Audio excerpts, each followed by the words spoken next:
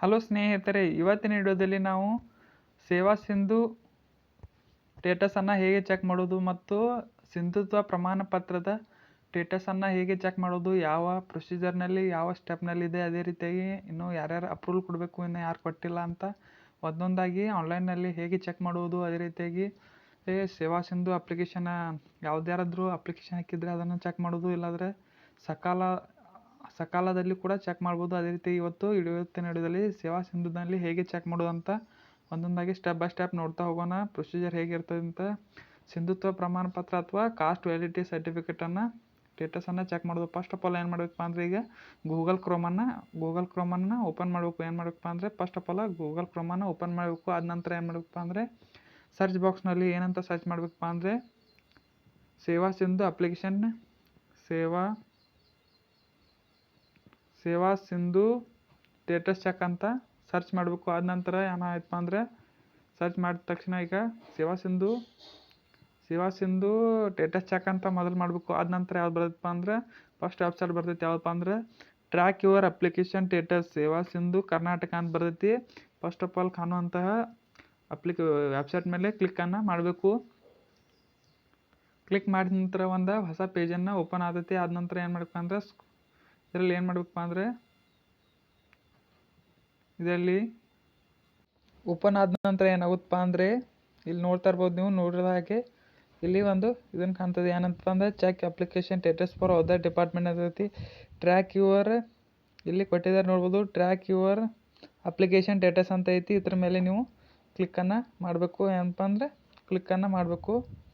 Click ಮಾಡಿದ ನಂತರ ಏನಾಗುತ್ತಪ್ಪ ಅಂದರೆ, ಕ್ಲಿಕ್ ಮಾಡಿದ ನಂತರ ಇಂಥ ಹೊಸ ಪೇಜ್ ಓಪನ್ ಆಗ್ತೈತಿ. ಅದರ ನಂತರ ಏನು ಮಾಡಬೇಕಪ್ಪ ಅಂದರೆ, ಇಲ್ಲಿ ಫಸ್ಟ್ ಏನು ಮಾಡಬೇಕಪ್ಪ ಅಂದರೆ, ಇಲ್ಲಿ ನೋಡ್ಬೋದು ನೀವು, ಇಲ್ಲಿ ಓಪನ್ ಆದ ನಂತರ ಇಲ್ಲಿ ಥ್ರೋ ದ ರೆಫರೆನ್ಸ್ ನಂಬರ್ ಅಂತ ಇಲ್ಲಿ ಕಾಣಿಸ್ತಾ ಇದೆ ಅಲ್ವಾ ನಿಮಗೆ, ಥ್ರೋ ದ ರೆಫರೆನ್ಸ್ ನಂಬರ್ ಅಂತ ಕಾಣ್ತಿದೆಯಲ್ಲ, ಅಲ್ಲಿ ಅದರ ಮೇಲೆ ನೀವು ಕ್ಲಿಕ್ಕನ್ನು ಮಾಡಬೇಕು. ಕ್ಲಿಕ್ ಮಾಡಿದ ನಂತರ ಈಗ ಇದ್ರ ಮೇಲೆ ನೀವು ಕ್ಲಿಕ್ಕನ್ನು ಮಾಡಬೇಕು.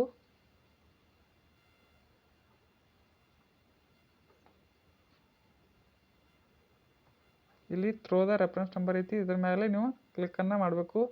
ಮಾಡಿದ ನಂತರ ನೋಡ್ಬೋದು ನೀವು ಇಲ್ಲಿ ಏನು ಶೋ ಆಗ್ತಾ ಇದೆ ಅಂದರೆ, ಇಲ್ಲಿ ನೋಡ್ಬೋದು ನೀವು ಏನು ಶೋ ಆಗ್ತಾ ಇದೆ ಅಂದರೆ, ಥ್ರೋ ದ ಅಪ್ಲಿಕೇಶನ್ ರೆಫರೆನ್ಸ್ ನಂಬರನ್ನು ಹಾಕಂತ ಇದೆ. ಇಲ್ಲಿ ನೀವು ರೆಫರೆನ್ಸ್ ನಂಬರ್ನ ಹಾಕಬೇಕು.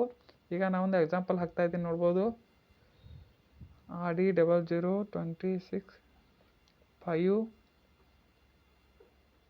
ಇಲ್ಲಿ ಒಂದು ರೆಫರೆನ್ಸ್ ನಂಬರನ್ನು ನೀವು ಎಂಟ್ರನ್ನು ಮಾಡ್ತಕ್ಕದ್ದು. ನಾನೀಗ ಒಂದು ರೆಫರೆನ್ಸ್ ನಂಬರ್ನ ಮಾಡಿದ್ದೇನೆ. ಆದ ನಂತರ ಇಲ್ಲಿ ನೋಡ್ಬೋದು ನೀವು ಏನಂತ ಕಾಣ್ತಿದೆ ಅಂದರೆ, ರೆಫರೆನ್ಸ್ ನಂಬರ್ನ ಎಂಟರ್ ಮಾಡಿದ ನಂತರ ಇಲ್ಲಿ ಅಪ್ಲಿಕೇಶನ್ ಸಬ್ಮಿಟ್ ಡೇಟ್ ಅಂತ ಕೇಳ್ತದೆ. ಅಪ್ಲಿಕೇಶನ್ ಯಾವಾಗ ಸಬ್ಮಿಟ್ ಮಾಡಿರಿ, ಯಾವಾಗ ಅಪ್ಲಿಕೇಶನ್ ಹಾಕಿರಿ ಆ ಡೇಟನ್ನು ಹಾಕಬೇಕಾಗಿರ್ತೈತಿ. ಇಲ್ಲಾಂದರೆ ಯಾವಾಗ ಡೆಲಿವರಿ ಆಯ್ತು, ಡೆಲಿವರಿ ಅಂತ ಇರೋದಿಲ್ಲ, ಅಪ್ಲಿಕೇಶನ್ ಸಬ್ಮಿಟೆಡ್ ಡೇಟ್ ಇರ್ತೈತಲ್ಲ ಅದನ್ನ ಮೆನ್ಷನ್ ಇಲ್ಲಿ ಮಾಡ್ತಕ್ಕದ್ದು. ಯಾವಾಗ ಅಪ್ಲಿಕೇಶನ್ ಹಾಕಿದ್ದೀರ ಅಂತ ಅದನ್ನ ಮೆನ್ಷನ್ ಮಾಡ್ಬೋದು. ಇದ್ರ ಮೇಲೆ ಟಿಕ್ ಮಾರ್ಕ್ನ ಕ್ಲಿಕ್ ಮಾಡಿದ ನಂತರ ಡೇಟ್ ಓಪನ್ ಆಗುತ್ತದೆ. ಅದರಲ್ಲಿ ನೀವು ಯಾವಾಗ ಅಪ್ಲಿಕೇಶನ್ ಹಾಕಿರಿ ಅಂತ ಡೇಟನ್ನು ಸೆಲೆಕ್ಟ್ ಮಾಡಿರಿ. ಸೆಲೆಕ್ಟ್ ಮಾಡಿದ ನಂತರ ಏನಾಗುತ್ತೆ ಅಂದರೆ, ಲಾಸ್ಟ್ಗೆ ಏನು ಮಾಡಬೇಕಪ್ಪ ಅಂದರೆ, ಕ್ಯಾಪ್ಚಾನ ಎಂಟ್ರ್ ಮಾಡೋದು. ಕ್ಯಾಪ್ಚಾ ಇಲ್ಲಿ ಮೇಲ್ಗಡೆ ಕಾಣಿಸ್ತಿರೋ ಹಾಗೆ ಅದನ್ನ ನೋಡಿ ಕ್ಯಾಪ್ಚಾನ ಎಂಟ್ರ್ ಮಾಡೋದು. 822 ಅಂತ ನಂತರ ಸಬ್ಮಿಟ್ ಮೇಲೆ ಕ್ಲಿಕ್ ಮಾಡಬೇಕು. ಕ್ಲಿಕ್ ಮಾಡಿದ ನಂತರ ಒಂದು ಹೊಸ ಪೇಜ್ ಓಪನ್ ಆಗ್ತದೆ.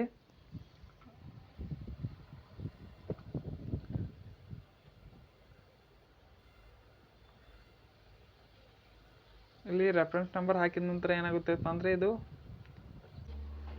ನಮಗೆ ಹೊಸ ಪೇಜ್ ಓಪನ್ ಆಗುತ್ತದೆ. ಇಲ್ಲಿ ಹೊಸ ಪೇಜ್ ಆದ ನಂತರ ಇಲ್ಲಿ ಏನು ಮಾಡಬೇಕಪ್ಪ ಅಂದರೆ, ನೀವು ನೋಡ್ಬೋದು ಇಲ್ಲಿ ಎಸ್ ಅವ್ರು ನೋ ಅಂತ ಕೇಳ್ತಿದೆ. ಇಲ್ಲಿ ನೀವು ಎಸ್ ಅಂತ ಕ್ಲಿಕ್ಕನ್ನು ಮಾಡಬೇಕು.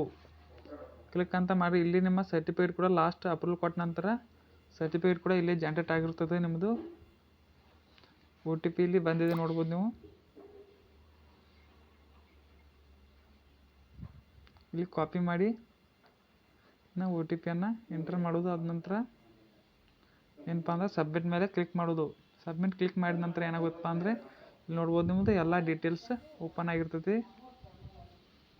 ನಿಮ್ಮ ಎಲ್ಲ ಡೀಟೇಲ್ಸ್ ಓಪನ್ ಆಗಿರ್ತೈತಿ. ಇಲ್ಲಿ ನೋಡ್ಬೋದು ನೀವು ಅಪ್ಲಿಕೇಶನ್ ರೆಫರೆನ್ಸ್ ನಂಬರ, ಅದೇ ರೀತಿಯಾಗಿ ಅಪ್ಲಿಕೇಶನ್ ಯಾವುದಪ್ಪ ಅಂದರೆ ಕಾಸ್ಟ್ ವ್ಯಾಲಿಡಿಟಿ ರಿಪೋರ್ಟ, ಅದೇ ರೀತಿಯಾಗಿ ಯಾವ ಡಿಪಾರ್ಟ್ಮೆಂಟ, ಅದೇ ರೀತಿಯಾಗಿ ಲಾಸ್ಟ್ ಡೇಟ್ ಯಾವಾಗೈತಿ ಅದ ನಂತರ ಎಲ್ಲ ಕೊಟ್ಟಿರ್ತಾರೆ. ಇಲ್ಲಿ ಅಕ್ನಾಲೇಜ್ಮೆಂಟ್ ಕೊಟ್ಟಿರ್ತಾರೆ.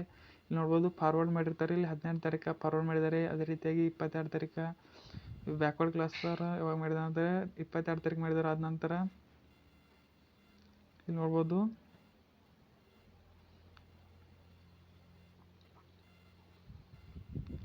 ಆದ ನಂತರ ಇದರಲ್ಲಿ ನೀವು ಫಾರ್ವರ್ಡ್ ಮಾಡಿದೆ ಇಲ್ಲ ಅಂದರೆ ನೀವು ಪೇಜ್ ಏನಾಗಿರ್ತೈತಪ್ಪ ಅಂದರೆ ಇಲ್ಲಾಂದರೆ ಏನಿರ್ತೈತಪ್ಪ ಅಂದರೆ ಅಂಡರ್ ಪ್ರೊಸೆಸ್ ಅಂತ ಇರ್ತೈತಿ.